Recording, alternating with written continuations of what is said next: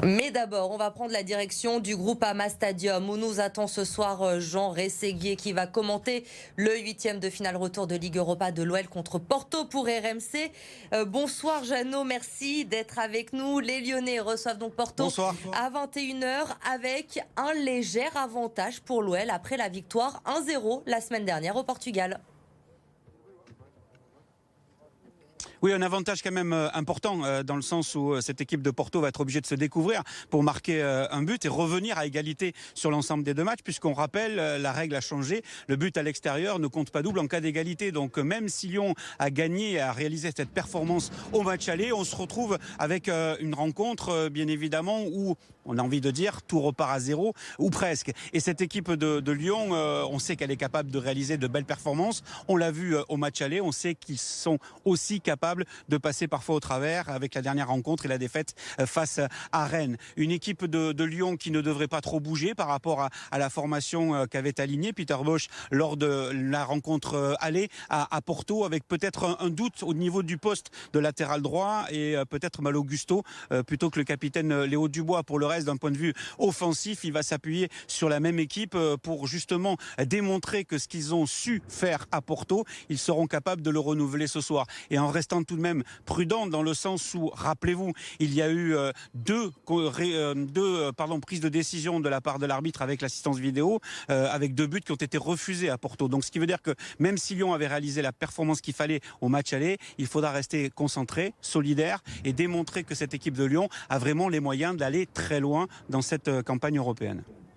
Et Jeannot, rapidement, les Lyonnais qui vont pouvoir compter sur le 12e homme ce soir, le Groupama Stadium, match à guichet fermé pour ce match de Ligue Europa ce soir.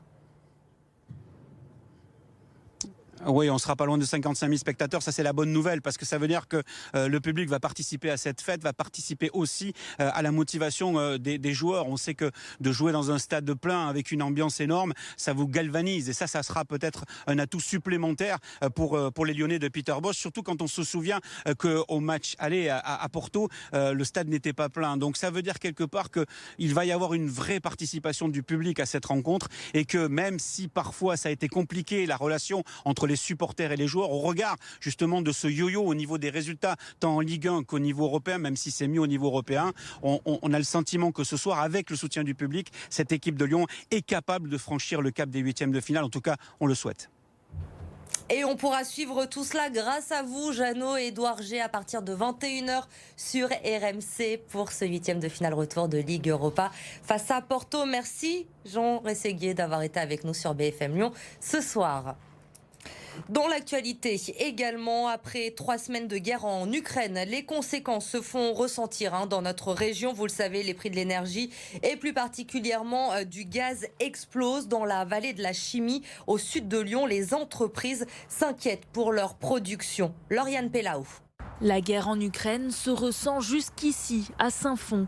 Les coûts de production de cette entreprise spécialisée dans le silicone ne cessent d'augmenter depuis le début de la crise. Le coût des énergies a augmenté de 75% entre 2021 et fin février 2022 et la hausse est continue depuis début mars.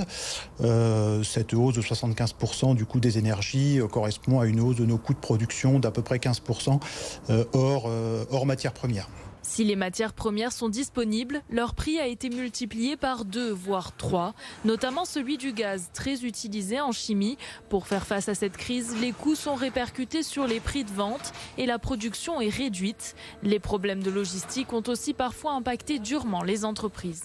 J'ai l'information d'une entreprise fabriquant des principes actifs qui, par manque de matières premières, donc à cause de cette chaîne logistique très déstabilisée, a dû s'arrêter pendant 3 jours. Mais ce que craignent les industries, c'est surtout d'être moins compétitifs sur le marché mondial.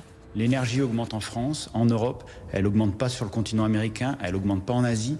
La vraie difficulté aujourd'hui, c'est de maintenir notre compétitivité pour ne pas détruire ce tissu industriel à court terme. Les particuliers sont déjà touchés. Automobile, alimentation, matériel médical. Les produits fabriqués par les entreprises de pétrochimie sont plus chers et pourraient bientôt manquer. Après la métropole, c'est au tour de la région de débloquer un fonds d'urgence pour l'Ukraine. 300 000 € pour aider les populations sur place, organiser l'accueil des réfugiés chez nous, mais aussi travailler avec la fondation Mérieux à la reconstruction du système de santé ukrainien. Une bourse d'urgence sera versée également à une vingtaine d'étudiants dans le besoin.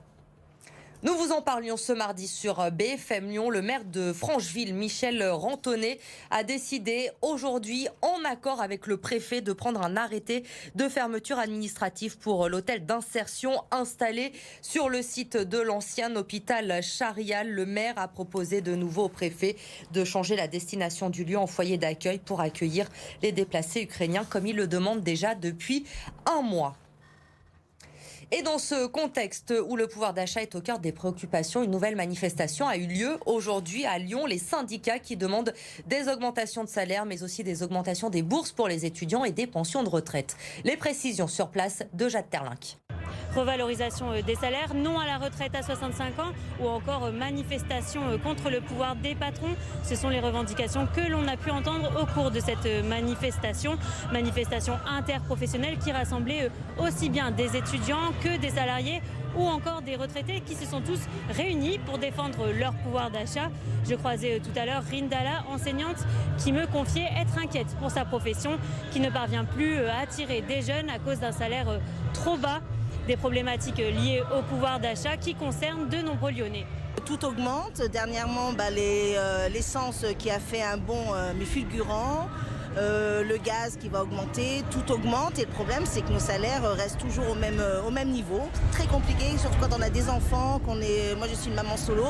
Et c'est vrai que c'est compliqué entre les enfants, qu'on peut leur faire des activités. Enfin, tout revient cher. Le fait que des étudiants et étudiantes doivent travailler pour étudier est déjà une honte dans notre pays, qui est quand même 6e puissance économique mondiale. Ça fait 25 ans qu'on n'a pas été revalorisé au niveau de l'action sociale et du médico-social.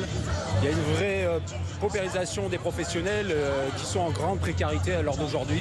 Donc il est urgent d'augmenter les salaires, particulièrement à la veille de ces élections-là. On espère qu'on sera entendu. Ce sont environ 2000 manifestants qui ont marché vers Cordeliers, vers le palais de la Bourse, pour porter haut leurs revendications à l'approche des élections présidentielles. Le 4e épisode de notre série cette semaine, nous suivons Marie-Caroline et Jennifer, nos 2 Lyonnaises qui se préparent pour le rallye des Gazelles. Le départ approche, alors ce soir on les retrouve au volant pour une dernière séance de conduite. Émilie Flamin. Dernier entraînement pour Marie-Caroline et Jennifer avant le grand départ sur les routes du rallye des Gazelles. Et cette fois-ci, elles étaient accompagnées de Guillaume et de son 4x4. Donc le but du jeu, tu vas faire comme si tu vas venir légèrement sur la droite et après tu vas chercher avec ton regard la sortie. Ouais. Et quand tu le vois à la sortie, tu réaccélères un petit peu. C'est seulement la 2e fois que Marie-Caroline s'entraîne à cette conduite sportive. Un moyen d'être plus confiante pour le jour J. Ça nous permet un petit peu de voir un petit peu la machine, notre 3e coéquipier, on va dire. Il faut avoir les bonnes techniques. Il faut savoir si on passe comment. Est-ce que là ça passe, est-ce que ça passe pas. Les vitesses courtes, les vitesses longues. Donc la coéquipière est là justement pour m'orienter, quoi. Et c'est là que Jennifer entre en jeu. Ouais, voilà, tu restes tout droit là. Fière de la cohésion prometteuse avec sa partenaire. Dans la voiture, tout va bien, il n'y a pas de tension, il n'y a pas spécialement de stress. Non, franchement, je pense que là, on est sur une bonne lancée. Mais il faut bien qu'on se concorde toutes les deux, qu'on s'écoute, qu'on décide les mêmes choix avant d'agir. 2 heures de tout-terrain plus tard, c'est le moment du débrief avec Guillaume, leur ami et professeur d'un jour. Un peu stressé, mais elles s'en sortent bien. C'est détendu sur la fin, la jambe qui tremblait un petit peu moins. Manque encore un peu de lisibilité sur le terrain, mais ça va venir avec les kilomètres qu'elles vont faire. Je pense que ça va très bien se passer. On va les suivre avec les réseaux sociaux. Oui. Après la boue et les cailloux des terres de Montalieu-Versieux en Isère, c'est le sable qui attend les 2 Lyonnaises, direction le Maroc, le 19 mars prochain.